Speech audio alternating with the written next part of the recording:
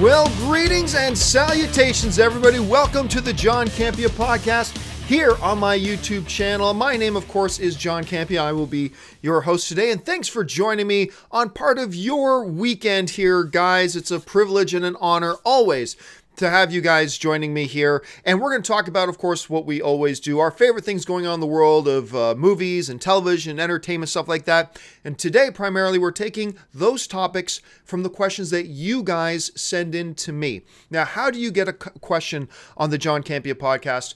It's simple. Send your question or topic to the John Campea podcast at gmail.com. That's the John Campea podcast at gmail.com. Send on in your questions all the time.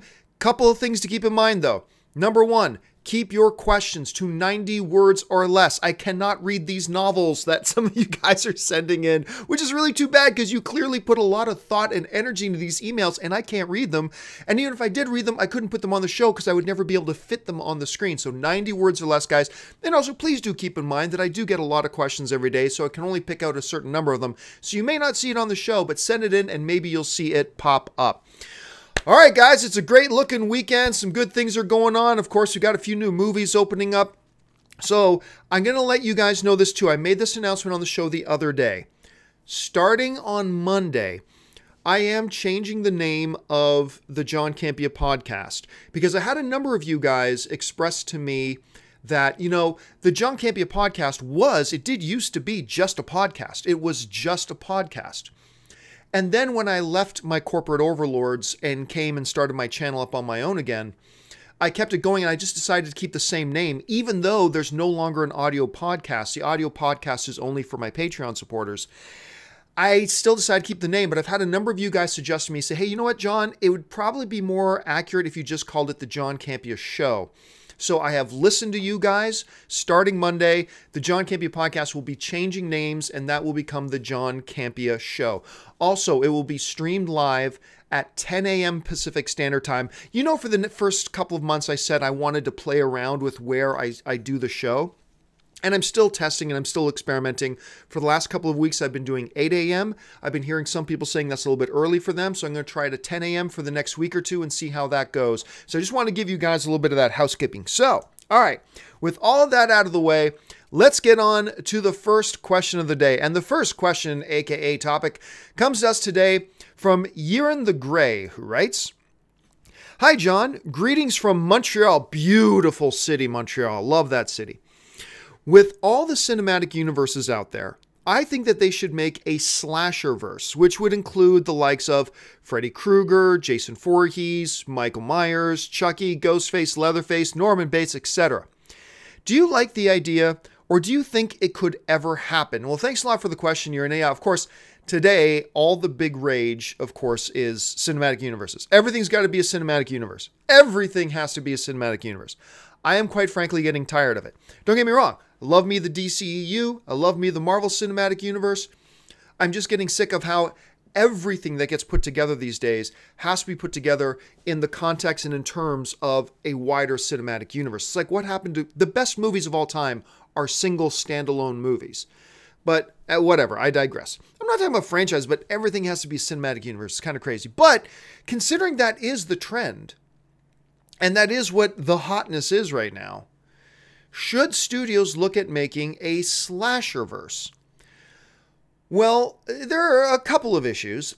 Number one, like these guys right beside me, they did try something like that before. Back in 2003, they tried a first attempt at a mini slasherverse by having a big crossover film, Freddy versus Jason.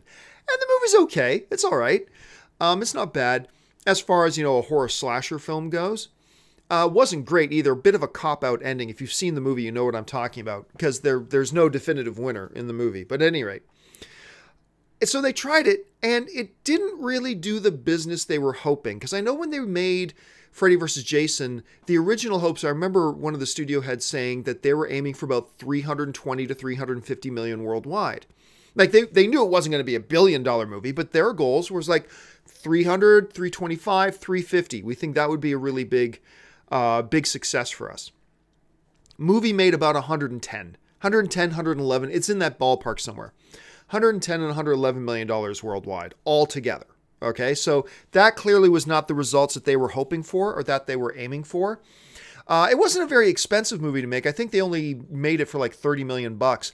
But still, that is not the big windfall that they thought that crossing these big iconic horror figures together was going to generate.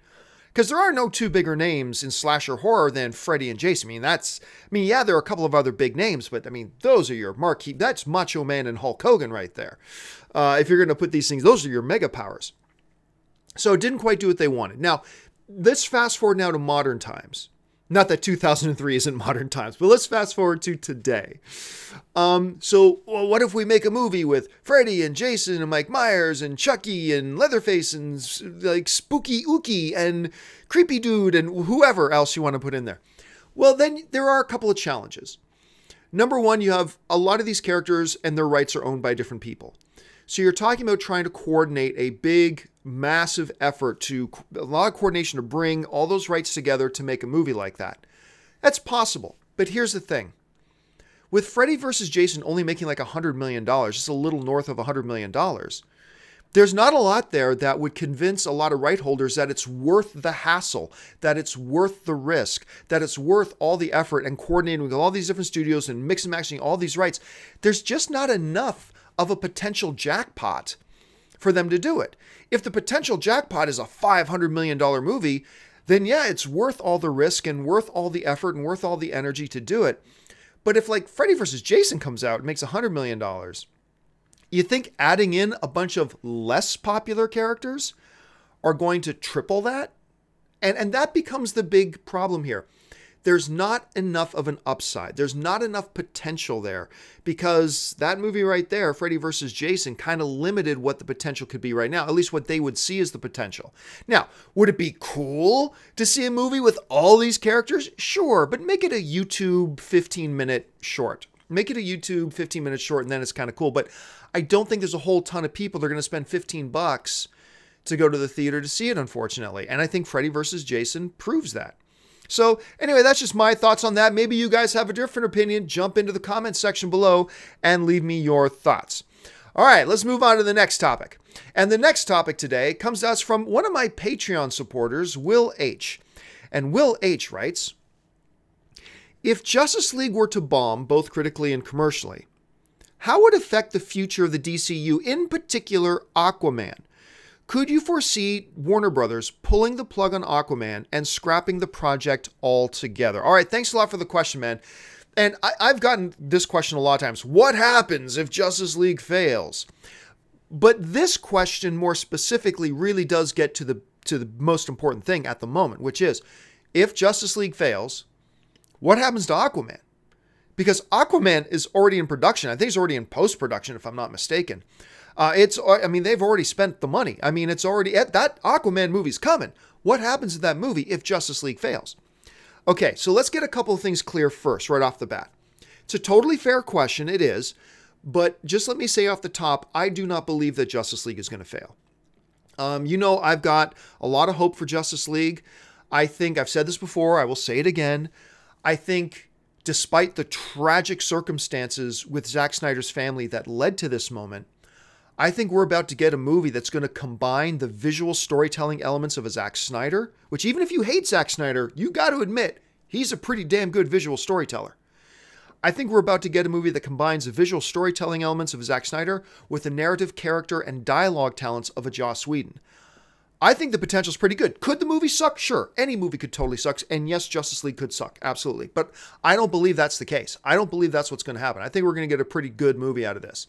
And I think it's going to make money. It's Justice League, for heaven's sakes. It's going to make money. So with that out of the way, that I do not believe this movie is going to fail. I believe it's going to be a good movie. I believe it's going to do very well at the box office. I believe it will be the #1 box office comic book movie of the year. I think it'll pass Spider-Man Homecoming for that. But okay, what if? Let's put on our theoretical hat. Okay, what if? What would happen to Aquaman? There would be the temptation to scrap it. Because if Justice League fails, after what they went through with Man of Steel, which is a masterpiece of the genre in my opinion, but it was incredibly divisive. With Batman vs. Superman, which I thought was pretty good, but a lot of people hated it. That's fine. And it was very divisive. They can't handle that with a Justice League movie. They can't. So were Justice League to crash and bomb with the critics, with the audience, with the box office, there would be the temptation to just scrap Aquaman. But even then, I don't think they would. They've already spent all that money. Like, they've spent in the triple digits of millions of dollars to make this Aquaman movie. You have to recoup that. You have to. No studio can just afford to write $200 million check and throw it in the fire. Like, no studio, no matter how big they are, can afford to just do that. You have to recoup your money. So I think even if Justice League were to fail, and if it were to be a box office failure, which I don't think it will, but even if it did, I do not think that would affect Aquaman. Now, that might make Warner Brothers go, okay, we'll get Aquaman out the door, and then we'll do Wonder Woman 2, and then we're rebooting. Because Wonder Woman was their one both critic, audience, and box office success of a movie so far. And I think they're going to want to do that sequel no matter what. But they might start making plans about rebooting after Aquaman. But Aquaman will still come. I do not think it will be affected. And I don't think Wonder Woman 2 would be affected either. I don't think they would pull the plug on that because it's the one thing they really got going for them. But after that, you'd be either looking at a soft or a hard reboot. But again, let me emphasize, I think the point is moot because I do not think Justice League will either be a critical or a box office failure. Okay, that's just my thoughts on that. Jump into the comments section and leave your thoughts. What do you think would happen to, like, forget whether or not Justice League will or won't be a failure. If it was, what do you think would happen to Aquaman at this point? I say nothing would happen to it. Maybe you have a different opinion. All right, moving on now to the next question. And the next question today comes to us from another one of my Patreon supporters. This comes to us from Shade Whitney, who writes, my question is, with the recent misleading marketing campaigns of War for the Planet of the Apes, Mother, and to a lesser degree Kingsman, do you feel studios will start alienating moviegoers who may no longer trust the product they're being sold? Well, thanks a lot for the question, man. First of all, let me say, I don't know what you mean by Kingsman. I've seen Kingsman. I saw the trailers. I don't think there was anything particularly misleading about the Kingsman marketing campaign, so I'm not quite sure what you mean by that. But let's move on from that. This movie right here, War for the Planet of the Apes, one of the worst examples of straight up bold-face lying advertising campaigns. Straight up bold-face deception of a marketing campaign. This movie, I remember above the AMC Burbank 16, which is a theater I go for, this giant massive banner where you had this big army of humans on one side and this big army of apes on the other side getting ready to do battle. And I'm like, look, it's like that doesn't happen in the movie. That right there, this big banner, that is not in the movie whatsoever. And the trailers make you think that this movie's about the war, finally the war between the apes and the humans. Never happens. Tons of pictures and billboards and posters of this, of the little girl on a horse, the Caesar. I know it's a minor point, but that never happens in the movie either. That little girl is never on a horse with Caesar in the movie. She's on a lot of horses, and she's on horses with some apes, but never with Caesar. But that's a small point. So that was terribly sad. Fortunately, the movie is still good. It's still a good movie. But the marketing campaign was treacherously, deceptively, underhandedly misleading. They really sold you a bill of goods on that movie and then gave you something completely different. Now, what they gave you was still a really good movie, thank goodness, but it is not the movie they sold to us. Then there's Mother. Are the trailers for Mother actually representative of the movie? No, not at all. Not at all. You watch the trailers for Mother, you thinking you're getting like some kind of thriller, some kind of like psychological horror, kind of whatever. And if you've seen Mother, you know Mother is something completely different. It's totally different. Now, in Mother's defense, I don't know how you advertise that movie. Like, if you've seen Mother, and not a lot of you had because it's completely bombing at the box office, but if any of you have seen Mother, you'll know what I mean. I don't know how the hell you put trailers together for that movie. I have no idea. So in Mother's defense, it is a misleading marketing campaign, but honestly, I don't know how you market it. I don't know what you do. It's a tricky one. But the big question here is, if studios keep doing things like this, because it's like, if I go into Best Buy, like I did last night, I had to go pick some things up at Best Buy. So if I walk into Best Buy and I'm looking to get me a good USB-C to USB 3.0 cable, and I see a box, and on the box it says USB-C to USB 3.0 cable, and it's got a picture of the cable, and I buy that product, then you're damn right that when I get home, I better open that box, because I just paid money for it. I just put down money for this. That when I get home, I better damn well open that box and find a USB-C to USB 3.0 cable. That's what I better find, because that's what you put on the box. But what movies like War for the Planet of the Apes, what movies like Bridge to Terabithia, remember that Disney film from a few years ago? What movies like Mother have done is they've given you a box with a picture of a USB cable on the cover, and then you get home and you open it up and it's a pair of women's underwear. Now, it might be a perfectly good pair of women's underwear. It might be a very finely made pair of women's underwear, and maybe there are a lot of women out there that would appreciate this particular pair of women's underwear. That's all well and good, but it's not the point. The point is, you sold me a product that had a picture of a USB cable on the front of it. I expected a damn USB cable. And that's what you're getting with these misleading marketing campaigns. And if Hollywood starts doing that too much, if they start doing that too much, yes, it will eventually have an effect on the audience. Now, let me say this. I don't think it's happening all that often. Like, I don't think that really misleading marketing campaigns like the War for the Planet of the Apes ones, I think that's a rare occasion. Was there a lot of stuff in the Rogue One trailers that wasn't in the movie? Yes, but you were getting the movie that they were promising. Like, even though, oh, that shot's not in the movie and that shot that's in the trailer isn't in the movie. Yeah, that's true, and that frustrated me. But it's not like it made the movie look like a different movie than what I was actually getting, because Rogue One was the movie that the marketing promised it would be. War for the Planet of the Apes was not. Mother was not. But although these are the rare exceptions, though, I do not think this is an industry-wide problem. I do not think this is an industry-wide thing. Oh, I know what you mean by Kingsman Now, the Golden Circle. The fact that it had so much Channing Tatum. Channing Tatum is all over the place in Kingsman The Golden Circle marketing, and he's hardly in the movie at all. Like 5 minutes Channing Tatum's in that movie. Pedro Pascal from Narcos and Game of Thrones, he's in a lot more of the movie. He's really the third star of the film. It's, who plays Eggsy again? Taron Egerton. You got Colin Firth, and really the third big star of the movie is Pedro Pascal. He's not on the marketing anywhere. He's not on the marketing anywhere. So in that, yeah, it's a little deceiving, but Kingsman The Golden Circle, the movie they promise you in the marketing campaign, is the movie you get. So I'm not really complaining on that end. So would it eventually affect the trust of the audience and the moviegoers? Yes. But I don't think it's happening so often. I think these examples of Mother, of Bridge to Terabithia, of movies like Planet of the Apes, War for the Planet of the Apes, I think these are the rare exceptions, and it doesn't happen all that often. Like the pure, straight-up, bold-faced lying, I don't think it happens. Yeah, we have issues with other trailers and putting shots in trailers that aren't in the movies. That's fine, but you're still at least getting the USB cable that you thought you were getting. Anyway, that's just my thought on that.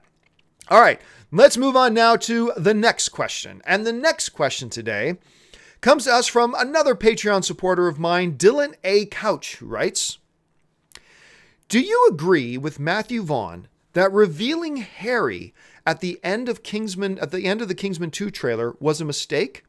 I do, particularly because I realize it only means something to people who have watched the first film. How did the marketers not realize this? Yeah, so I mean, everybody knows that Colin Firth, speaking of Kingsman 2, we were just mentioning that Colin Firth was in Kingsman 2. Matthew Vaughn made some comments the other day, and a lot of people have echoed them, that them showing Harry, because of course, spoiler alert, but everybody knows this now, he was killed. He was shot in the head in the first Kingsman movie. So, was showing him in the trailers for Kingsman 2 a mistake? No, it wasn't. Not at all. And I'll tell you 2 reasons why it wasn't a mistake. Reason number 1, everybody already knew he was coming back. Everybody knew he was on set. There were social media pictures put out of, Colin Firth with Pedro Pascal on set shooting scenes. Like, everybody already knew. They knew that he was on. And you can hide a cameo in a movie. You can't hide your lead actor. And Colin Firth, along with Taron Egerton, is the lead actor of the film. You can't keep that a secret. People are going to find out, and people did. So everybody already knew that he was back. So to not put it in the trailer would just be sticking your head into the sand, pretending like we're keeping it a secret from the audience when the audience already knows. So reason number one, I don't think it was a mistake to put him in the trailer, was that most people already knew. Reason number two, that I believe it was the right decision to put Harry in the trailers, to put Colin Firth in the trailers, is this. There are a lot of people like me who Harry Galahad was the best part of the first Kingsman. Taron Egerton is great. Don't get me wrong. I'm not casting any shade or dissing on Taron Egerton at all. He was great in the movie. But to me, the best part of Kingsman, the Secret Service, was Colin Firth and Harry. He was the best part of that movie. You don't put him in the trailers and you don't make sure everybody knows he's back. That's a risk. That's a risk because honestly, even though I loved the first Kingsman movie, I wasn't all that excited about a Kingsman 2 until word came out that Colin Firth was returning. Then I got excited about it. I think since he was the best part of the first movie, you have to let the audience know that he's coming back. Because he's the best part of the first movie. So yeah, you can't hide that. You just can't. Now, I'm not saying that's what you do in every situation, but in this particular situation with the Kingsman movie, with Colin Firth playing Harry, and he was the best part of the first movie, and you're doing a sequel and you want to get as many butts in the seats as possible, you got to let them know that the best part of the first movie is coming back for the second movie. You just have to. So, no, I don't believe hiding him in the trailer would have accomplished anything because word was already out that he was going to be in it. And number two, he's your biggest draw, I think. I think Harry is the biggest draw. And so you got to kind of put him in there and have him in the marketing. So that's just the way I feel about it.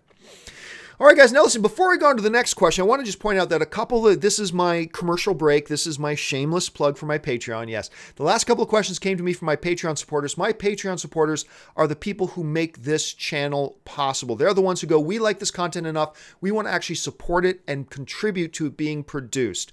My Patreon supporters, we get audio-only versions of the podcasts, both of the John Campea Show and of Star Wars Talk Tuesdays. We have exclusive Patreon supporter podcasts only, that like content that's exclusive content just for them. We have an exclusive Facebook group. We have live chats. We do all that kind of stuff. Do me a favor, check out this URL if you haven't before, www.patreon.com/John Campea. I got a whole bunch of information on there. Check that information out. See if maybe being a Patreon supporter would be right for you. And if so, that would be awesome. And if not, that's totally fine too. But just give it a check out and see what you guys think. All right, with the shameless plug out of the way, let's now move on to the next question of the day. And the next question today comes to us from Heath Walton. And Heath Walton writes, I heard a while back that Peter Jackson was planning to make a Halo movie. The reason I heard that it never happened was because it was going to be too expensive. My question is, why do movies like Avatar get the funding they need, but a project with a built-in fan base like Halo can't? With Warcraft and Assassin's Creed failing to deliver, I see the odds of a Halo movie even less likely now. Well, thanks a lot for the question, man. And yeah, the Halo drama, going back to 2003, 2004, 2005, the drama of the Halo movie is legendary. Just legendary about everything that went on in that movie and why the movie was supposed to happen and why it ultimately didn't happen and everything else in between. So basically, here's the thing. Get a couple of things clear. Peter Jackson wasn't putting this movie together. This movie was arranged, being put together and all that kind of stuff long before Peter Jackson got involved. And it didn't get canceled because the movie was too expensive. That's not why the movie got canceled. There were two main things that caused a lot of friction and ultimately led to the whole thing being shipwrecked. Okay? Reason number one, and this is not the biggest reason. I'll get to the biggest reason in a second. But reason number one was that there were a lot of players involved. You had Microsoft, you had Fox, and you had Universal. I believe it was Fox and Universal were the two studios that were teaming up to do it together. Microsoft had let every movie studio bid on it. All the other ones passed except for Fox and Universal. And Universal, talked to each other. Hey, let's do this together. And they said, okay. So you had a lot of players involved. And then later you had Peter Jackson brought in as well. So now you had even more players involved. Well, what happened was you had a couple of these bodies that wanted Peter Jackson to direct the Halo movie. Instead, Peter Jackson just wanted to be a producer on it. and he wanted to bring in this kid he knew called Neil Blomkamp to direct. Now, Neil Blomkamp, of course, is the guy who went on to direct District 9, Elysium, and Chappie. 2 of those 3 films sucked. Anyway, District 9 was great. I love District 9. But the problem was that this young director, Neil Blomkamp, at the time, remember this is before District 9, he had never directed any movie ever. He had directed a couple of commercials, and he had directed a couple of short films that he made himself. He had never worked as an assistant director on a movie. He had never worked as a coffee boy on any movie. He had never worked on any movie ever in his life, in any role or any position. And here came Peter Jackson saying, I want this guy to direct. Well, a couple of the decision makers hated that. Fox hated it, and Microsoft didn't like it. I think Bungie was okay with it, but Microsoft did not like it, and Fox did not like it. And honestly, I don't think anybody was thrilled with it. Like, Bungie was okay with it. I think Universal was okay with it, but even they weren't thrilled with it. Everybody would have much preferred to have Peter Jackson or a named director direct the film. And that was a lot of trouble. But the number one issue, the real reason this movie never got made was because of Microsoft. Microsoft did not know how Hollywood worked. Microsoft did not understand how the game was played. And Microsoft came into this game with the attitude of, we're Microsoft. We can do whatever we want and everybody will bow to us. And guess what? Hollywood didn't bow to them. And ultimately, look, there's a number of really good pieces that have been written about this, and I encourage you to look them up. And I'm oversimplifying this, but really the basic nugget that it came down to was this. Microsoft wanted way too much. Microsoft wanted tons of control. They wanted a huge percentage of the box office. And remember, up until this point, no video game movie had made big profits. So now here was Microsoft that wasn't putting up $1 to make the movie. They weren't investing a single dollar to make the movie. But I think, if I'm not mistaken, they wanted like 15% of the box office. So here you got these movie studios who are like, okay, this movie is going to be a very expensive movie to make, easily over $100 million. And we got to give a percentage to Peter Jackson. We got to give a percentage to this person. We got to give a percentage to this person. And we got to give 15% to Microsoft. There's not a lot of box office left. There's not a lot of box office left for us to possibly make a profit. And Microsoft wanted like edit control. They wanted like a lot of creative control, and they wanted 50%. So ultimately what happened was the movie studios who were involved went to Microsoft and basically said, look, this thing's becoming a mess. The budget's getting bigger. We brought in this director that none of us really want, and there's just not enough money here at play for us to do this. So they said to Microsoft, you need to reduce the amount of the percentage of the box office take that you want. You have to reduce it, or else we can't do this movie. And Microsoft, thinking they were all powerful and that the studios were just bluffing, went, nope, you're going to give me 15%. And the studios went, well then, we're out. And they were out. And the movie fell apart. And it lost its window. Like, I think you're absolutely right when you say, like, with Warcraft not doing nearly as well as it should have, with Assassin's Creed sucking the place out. Every day that goes by lessens and lessens the chances that a Halo movie actually happens. It lessens and lessens the chances that it could actually happen, to the point now that I would be shocked if a Halo movie actually happened. I'd be shocked. And if it did happen, it won't be anywhere near as hot as it would have been 10 years ago, as it would have been 12 years ago when this movie should have happened. So there are a couple of things involved here. Should they have not gotten Neil Blomkamp? No, they shouldn't have gotten Neil Blomkamp. Should Microsoft have been more reasonable? Yeah, they should have been more reasonable. Should this have happened and should that happen? Sure, there are a million things that went into it, but ultimately I believe the two big things that destabilized the whole Halo project was, number one, the bringing on of Neil Blomkamp as the director, and number two, the fact that Microsoft was unrealistic in what their expectations were and what they could demand. So that's really what it all came down to. Anyway, I really encourage you guys. There are a number of very good pieces online that are like extremely long, that are really detailed. I recommend going over this. It's far more detailed than I have time to go into here, but I recommend you check those out.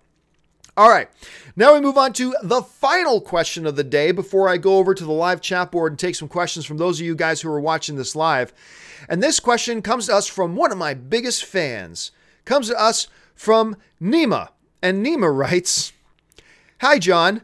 I have been forced to listen to your podcast because of my husband, but you're not too bad." Well, thank you so much, Nemah. I think you just may have given me a little bit of a stiffy. Anyway, thank you for that overwhelming compliment. Anyway, I've heard you talk about Logan having chances of getting nominated for the Academy Awards. What do you think are the chances for The Big Sick? Yeah, Big Sick to me is my pleasant surprise movie of the year. I love this film. It is in my current top 5 best films of the year. My current top 5 best films of the year are number 1, Logan, and then the other 4 in no particular order are Wind River, Detroit, Dunkirk, and The Big Sick. And, Battle of the Sexes might make its way in there too. But anyway, those are my current 5. But The Big Sick is definitely in my top 5 still. This movie, low budget, indie, whole bit, just awesome. Just awesome. Kumail Nanjiani, who I really didn't pay much attention to before. And it's like, oh, this guy from this show is going to be in this movie. Okay, whatever. He's so funny. The movie's so funny, but it's emotional and it's touching and it's charming. And you just feel good at the end of the movie. And then you find out the whole thing was one big, long, true story. I mean, it's an amazing movie. I know a lot of you have still not seen The Big Sick. Treat yourself and watch The Big Sick. It is absolutely, as of right now, I believe one of the top 5 movies of 2017. It's just amazing. I think it has a shot. I do. I think it has a shot at some Oscar love. I don't know about Best Actor, Best Actress, or things like that. But look, being in an era where up to 10 movies can get nominated for Best Picture, not that they will nominate 10, but it's possible. I can foresee that a lot of, and remember, it's that little indie darling, a lot of people in the Academy, these are all professional film. Remember, everybody in the Academy are producers, directors, writers, cinematographers, agents, studio executives, journalists, blah, blah, blah. These are all people who are steeped in the film industry most of their lives, right? These are the people, and a lot of them have a soft spot for really good little indie films like The Big Sick.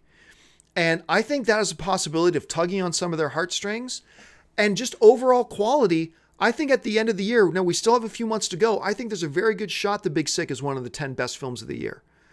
So, pardon me, I think Big Sick, yeah, I'm going to give it a solid 40% chance. I will give The Big Sick a 40% chance, because of all the reasons I just mentioned, that The Big Sick will get a nomination for Best Picture at the Academy Awards this year. Chances of winning, nil. But chances of getting nominated, I'll give it 40%. This movie is unbelievably good. So good. I want to see these people make more movies. I want to see, particularly him, I want to see him make more movies. I want to see him write more movies and star in them, because I'm completely charmed by him. He's actually one of the voices in the Lego Ninjago movie that's in theaters right now. Just, he only has about 7 or 8 lines in the movie, but it's pretty cool hearing him pop up in there too.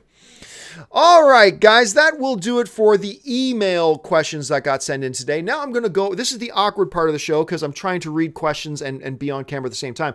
But I'm going to go and take some questions from the guys over here at who are on the live chat board right now. And again, special thank you to all you guys who are here watching live.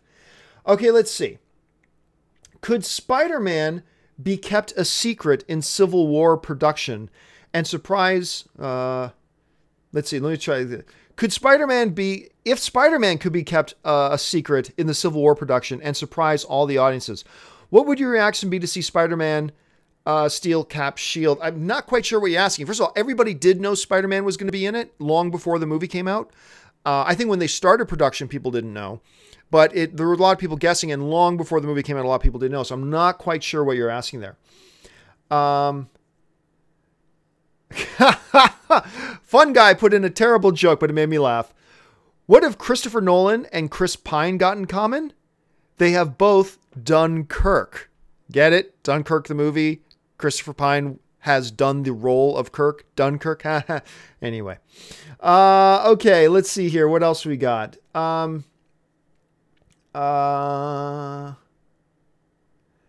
Somebody's asking, why do you pick so many Justice League related questions? Well, because you'd have to have your head stuck under a rock to not know that is one of the big movies left. One of the reasons I take a lot of Justice League, Avengers, Star Wars, Kingsman the Golden Circle. If you've watched the last couple of weeks, I've taken a lot of Kingsman the Golden Circle questions, is because those are the big topics. Like when you count the fact that I take 4 or 5 questions from the chat board too, you're talking about me asking 10 questions a day. If I'm doing a sports show and we're within 3 or 4 months of the Super Bowl, if I'm not bringing up Super Bowl topics, then I'm not doing my job. First of all, Justice League, I believe, is going to be, like, aside from Star Wars, The Last Jedi, I believe it's going to be the biggest movie of the year. I'd have to be an idiot not to take questions. So obviously more people are asking questions about Justice League. That's the number one reason. More questions about it because it's the biggest movie out there right now, aside from Star Wars, of course. So that's number one. Number two, there's a lot of drama surrounding Justice League in the DCEU.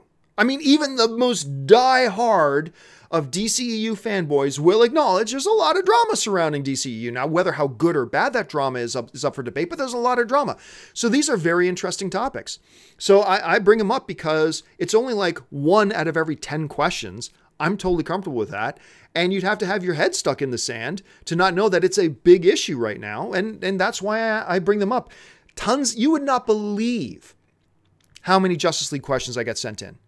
And the fact that maybe I pick 1 a day to address is pretty minimal. It's pretty minimal. Let's see. Artwork Kitchen's writing, "Hi, John. I'm a big fan of the show. Thank you so much, Artwork. What do you think are the chances of Detroit making the Academy Awards? I think Will Poulter should win for Best Supporting Actor. What are your opinions?" Far too soon. Never, never, never, never, never say who should win when there are still a whole ton more movies to come out and the Oscar caliber movies. So no, I reject the statement that Will Poulter should win. No, he should not, because we haven't seen everything yet. So that's a ridiculous statement. But if you've heard me talk about Detroit, you know I believe that Will Poulter, I would be shocked if he doesn't get nominated. If the Academy Awards were held today, Will Poulter should win Best Supporting Actor. It would be a real tight race between him and Patrick Stewart for Logan, for me. But I think I would just nudgingly give Best Supporting Actor to Will Poulter. But I think Detroit is a very good shot. Like I said, for me, it's in the top 5 movies of the year right now. Will Poulter probably, for me, is the best supporting actor performance I've seen so far this year. So far. I mean, we've still got Murder on the Orient Express to come. We still got a whole bunch of really big Oscar caliber movies to come. So we'd be getting ahead of ourselves. But if the Oscars were held today, sure, Will Poulter. Absolutely. He's just phenomenal in it. Let's see. Sorry, the questions are moving by pretty quick. Somebody's saying chances of Murder on the Orient Express winning an Oscar. I haven't even seen the movie, so it would be stupid of me to even try to give an answer. Let's see here. Okay, Kenneth Crayley writes, "Hey John, why did you give up on the Supergirl TV series so quickly? I enjoy it and think it's better at the CW. Melissa Benoist is a great Supergirl. I would give it another chance. It's really good." Because it sucked. Obviously, it's all subjective, and that's just my opinion. But I watched the pilot, and the pilot was horrible. And then remember, when I was still running Collider, I was doing a Supergirl after show. So I would be in studio, and I would watch the Supergirl episodes with the girls who were doing the after show, but it never got any good to me. I think it's the worst of the CW shows. I'm thinking about giving it another shot this year. I agree with you. I think the girl playing Supergirl is super charming. I really like super. See what I did there? I think she's incredibly charming. I really do. I think she's great. I do.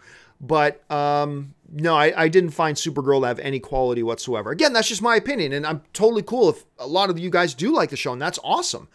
But not everything you guys like will I like, and not everything I like will everybody else like. And that's totally cool. That's the beautiful thing about entertainment. All right, let's take one last questions. Hey, John, what are the chances of Inhumans getting season 2? I doubt it will. Well, I mean, there are rumors going around There was a false report being spread around social media last night that Disney had already canceled the Inhumans show. As far as I know, they have not. What are the chances of it getting a season 2? It all depends on how good season 1 is. If the little IMAX movie, the episode 1 and 2 are any indication, Inhumans sucks. I mean, really, really sucks. Now, maybe it's a bad pilot and all of season 1 is going to be awesome. So that happened to Spartacus. The first 2 or 3 episodes of Spartacus were some of the worst TV I've ever seen. And then it ends up being one of my top 3 favorite TV shows of all time. Battlestar Galactica, Sons of Anarchy, Spartacus are my 3 favorite shows of all time. Anyway, so it's possible. So what are the chances of getting it season 2? It all depends on how good season 1 is. Yes, the first 2 episodes sucked hard, but we've seen other shows suck hard with their first episode or 2. Let's see how it evolves. All right, guys, that will do it for me for this installment of the John Campea Podcast. Thank you so much for joining me, guys. Listen, while you're here, why don't you take a second, click on that subscribe button, become a subscriber to my YouTube channel. Make sure you follow me on social media, on Facebook and on Twitter, simply at John Campea. I'll be back again tomorrow, guys. Thank you so much for joining me. My name is John Campea, and until next time, bye-bye.